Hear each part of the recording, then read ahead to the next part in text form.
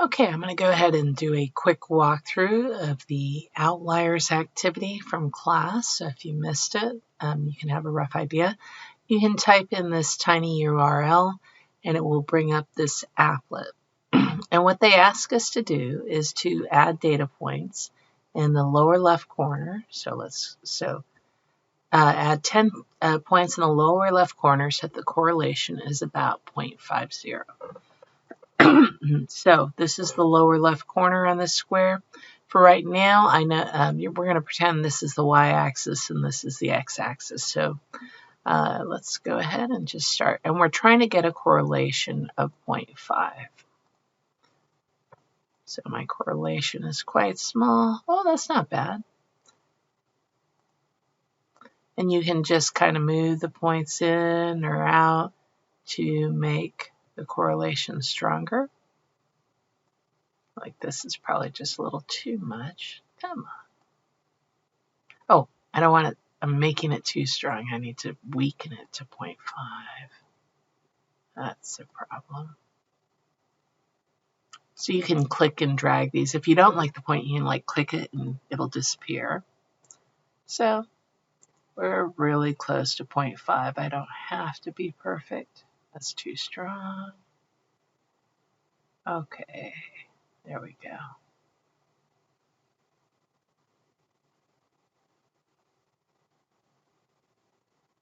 That's pretty good. Okay, and then let's show the X bar, Y bar line. So if you go and look at the packet, what you do is you sketch this, and that gives you this drawing right here. So there's your X bar and your Y bar, and that's your center of gravity, and you have your initial points. Okay. And then what they ask you to do is add a point on the far side of the graph, so like roughly where point A is, and then say what is the impact on the slope, the y-intercept, and the correlation. So you can already see the answers here because it's in the CAMI, but let's go ahead and do that. So if I show my line, let me go ahead and show it. So here's my initial y-intercept, right? And you can see the slope, and I'm going to add a point over here. So let me add data points. Come on, there you go. So you can see your y-intercept goes up, right? Y-intercept went up, and the slope went down, and the correlation got worse. So we said, well, slope goes down, decreases, y-intercept increases, and correlation decreases. Okay, next they ask us to add point B on the other side. So let me go ahead. It's probably best to just unclick it, and then I'll click it over here. And you can see that it pretty much has the same effect. The correlation went down, your y-intercept went up, and your slope decreased. So here we have the same exact thing. So what it does is it tilts the line if you add a point on the horizontal axis out of pattern, right there where it's going through Y bar. Okay, now we're going to do points C and D.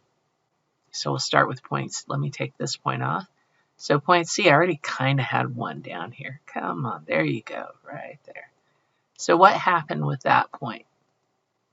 What I might do, actually, let me just kind of move my points up just a touch. I think they're too far down.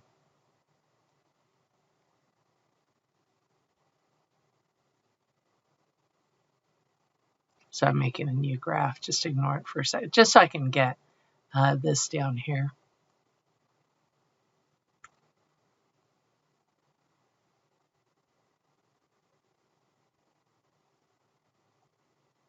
There we go. And I'm trying to still get close to 0.50. That'll work. All right, so now, okay, there's my y-intercept, there's my slope. If I add a point here, what it does is the slope pretty much stayed the same. It just shifted the line down. And if I add the point up here, come on. There we go, close enough. Don't go away, points. Come on. There we go. So it should shift the line up when I add a point above it, and the slope kind of stays the same. So here we go. Slope's the same. The y-intercept is going to decrease because here, when we added it below, it shifted it down. And it increased when we added it at point D, it shifted it up.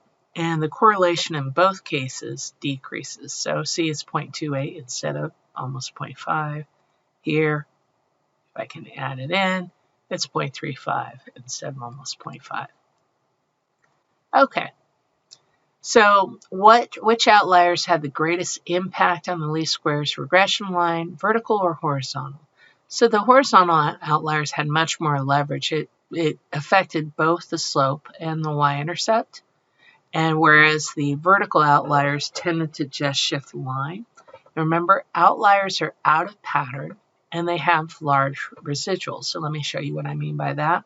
That's probably one of the best ways to describe an outlier is look at the residuals. So you can actually show the residuals. See how that's unusually large. Now, when we were going through the activity, a lot of students were saying, oh, that's an outlier because it has the largest residual. Here's the problem with that statement. Right now, it looks like either this one or this one. Oh, I don't know why that one's being weird. There we go. It looks like this one or this one has the largest residual, but that doesn't mean it's an outlier. An outlier means unusually large. That's an outlier, right? And see how much bigger the residual is than the others?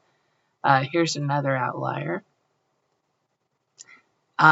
Well, it's not really out of pattern. It doesn't have a big residual, so that I would call that an influential point. So it's kind of harder to show an outlier over here. There you go. That's definitely. So the best way to probably describe an outlier is something that has an unusually large residual. All right. So influential point, so that's what we were just talking about, if removed, substantially changes the slope, the y-intercept, or the correlation. And here are the ideas. So outliers are out of pattern with large residuals. High leverage are very large or very small x values.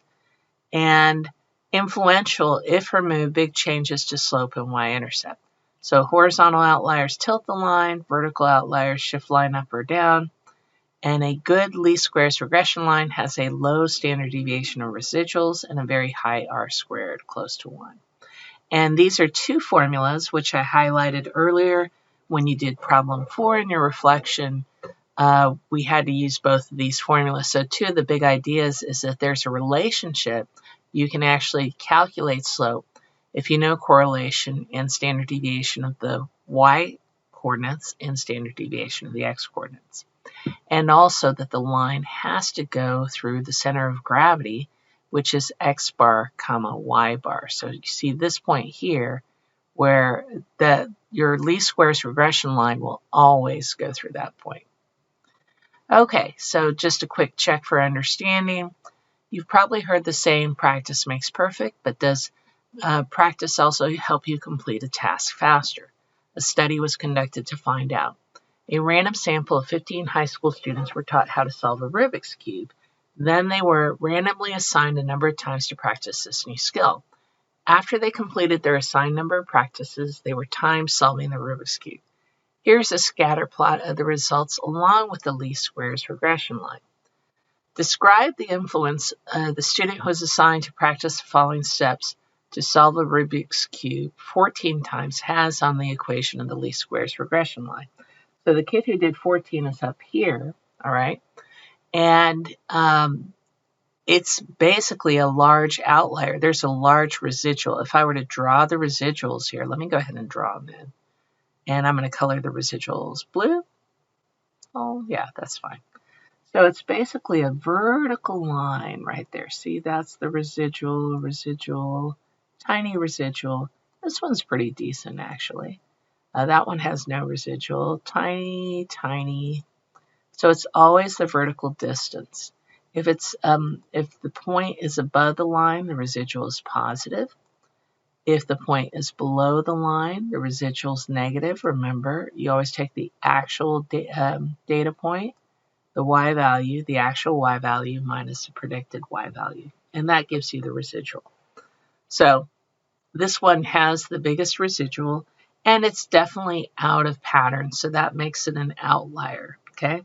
So it's not just having the biggest residual, it has an unusually large residual, okay?